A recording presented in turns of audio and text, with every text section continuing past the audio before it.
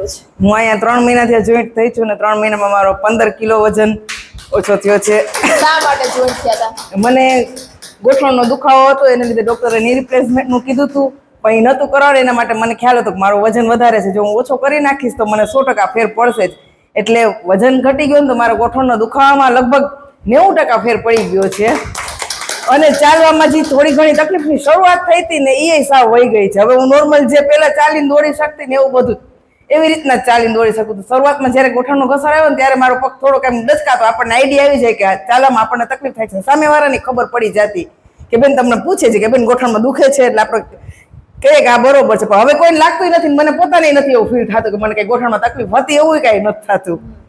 અને તમે આજે ડ્રેસ પહેર્યો છે કેટલા સમય પહેલા પહેર્યો હતો? 12 વર્ષ પહેલાનો કાઢ્યો છે. 12 વર્ષ પહેલા. પહેરવા સમય તમને એવું થતું હતું કે થઈ જશે પૂરો?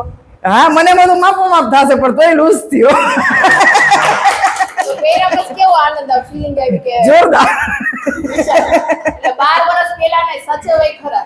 ના સાચવાય, મારે તો ઘણાય છે એવા સાચવે.